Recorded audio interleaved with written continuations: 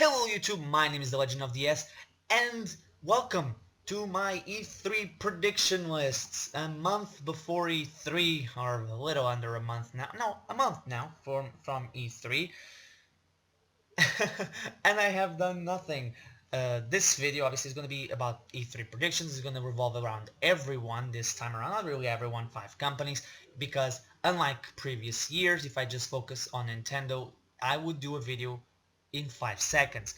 Now, I didn't do a video regarding the NX and the new announced date, which I was partially right. I said the console would launch in 2017 in March in Japan. I just got the rest of the world wrong, and the fact that there isn't apparently a handheld version, and it's all coming in March. Still, I was right about the March release date for Japan for the console. At least I got one thing right. And I did get another thing right. They would announce things in April. I don't think I said the 27th. I did later on say I would enlarge it to the 27th because of the investors meeting, but that's beside the point. I've already wasted almost a minute 20 seconds, so let's get down to this list. This list is going to be shorter and much more focused. I'm going to just focus on a couple of games for 5 companies. The only company I think it's confirmed to be at E3, I don't think it's confirmed, but I think they're going to be at E3, that I don't have on the list, is Bethesda. Apart from them, I have Ubisoft, Sony, Microsoft, Square Enix, and Nintendo on the list, and Nintendo is here for a very specific reason. So let's start this. I have the list in order from probably presentations.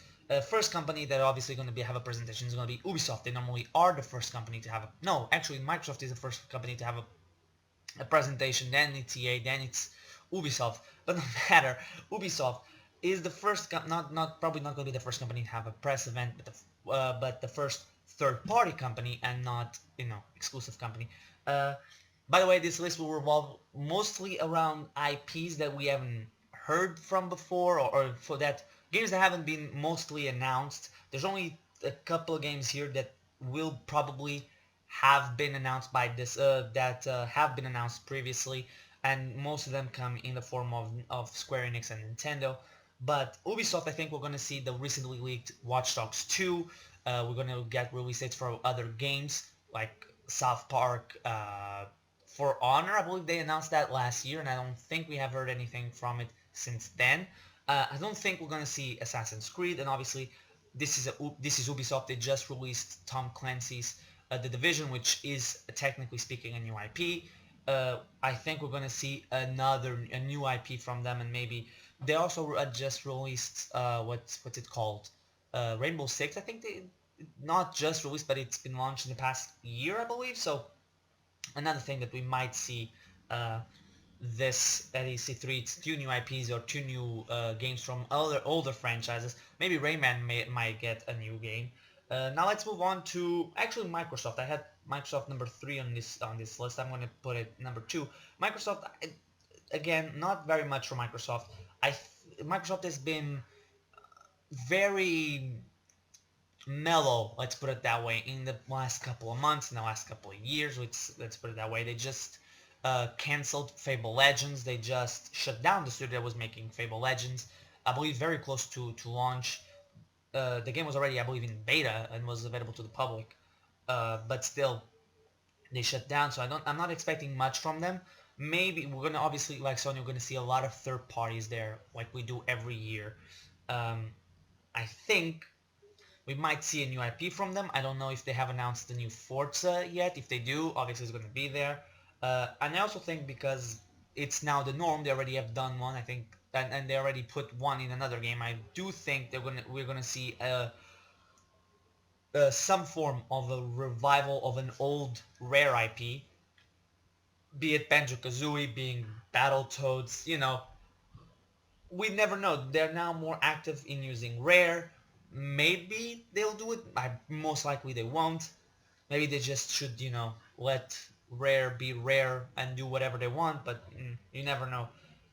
Hopefully they would. I want to see a new Banjo-Kazooie, obviously many people do, but I don't think Banjo and Kazooie will ever make a comeback, especially on the Xbox One. I don't think it makes any sense because I feel like the crowd for platformers is on Nintendo, much like the crowd for story-driven IPs and games are on Sony.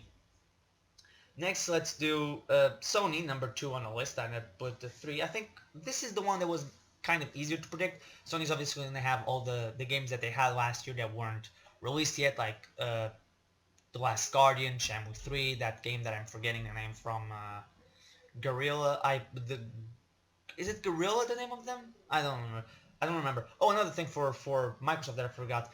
Probably going to see Scalebound and maybe get a release date. I believe that game hasn't launched yet, and if it has, boy oh boy do I look like a jackass now. Sony is going to have, I think, it's been rumored, I think we're going to get God of War 4. I think we're going to see, and I hope, hopefully, I think the rumor was it's going to be in the Norse mythology, you know, with Thor and all.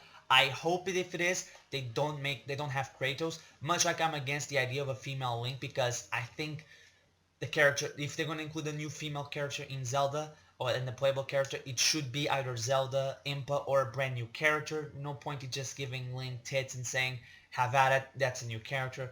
And the same thing applies to God of War. I don't think that changing the place and saying it's Kratos in a new story when his story's already been told makes no sense. It's lazy, in my opinion, to just, you know, reinvent the story and say like, oh, it's God of War, it's the original God of War story, but you know, now in Norway, in the Norse gods, and now he's facing Thor and he has a hammer instead of, you know, the boys of Olympus. I think it would be better if they had a new character instead of just recycling an old one. I expect Sony, obviously, they have practically every year a new IP. I don't think we're going to see The Last of Us 2. It's a possibility. I don't think so. I think we're going to see a new IP. And hopefully we'll see a new Crash game. Now, be it exclusive or not, be it... I don't think it's going to be full-blown exclusive. I don't think... Activision is going to allow that. I think that Activision is smart enough to know that a game like Crash, especially if it's coming in 2017, it could sell well on the NX, because, you know, Nintendo fans, there's a lot of platformers on Nintendo, and it's where platformers reign supreme. I think even if I'm not mistaken, the low selling Tropical Freeze is selling better or sold better than the Little Big Planet. I believe Little Big Planet had 1 million sold. I don't know as of right now. And I think that new Crash will be announced here. Might be by Final Fantasy VII Remake timed exclusive, but I don't see it being full-blown exclusive, staying on Sony for the next forever. I don't think it will. I think it's going to be timed exclusive, much like the Rise of the Tomb Raider was for the Xbox One. Unless Sony is actually funding it, which, let's be completely clear, there's no reason for it. Activision, unlike Capcom, doesn't have money problems. And now we're going to move on to Square Enix, which it's the only company here that I have that I only see, that I don't know what they're going to announce. I mean, Bravely Second just launched here. They might be making Bravely Third. It's already been rumored that they are, given the fact that Mystic Water, the team, and Silicon something, have already announced that they are working on something for the NX. Could it be Bravely Third? We don't know. It's obviously just speculation at this point.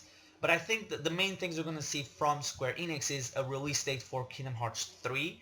I think they're going to finally give one. I mean, Final Fantasy 15 just got their release date for later in the year, for September 30th. I think that Kingdom Hearts is going to get an announcement, revealed an announcement date, probably for 2017. They're just going to maybe give a year, unless it's like March 2017, which would be fun enough, coincidentally launching with the NX. Maybe, wink wink, nudge nudge, Final Fantasy 15 and Kingdom Hearts with the NX would be pretty top of the notch there.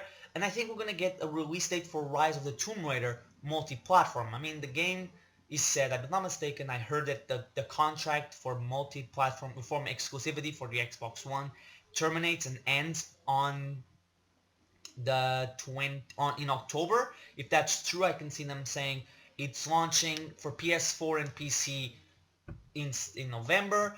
They even might say it's launching on PS4 and PC in March, if it's coming to the NX and they want to have the other versions all come out at once.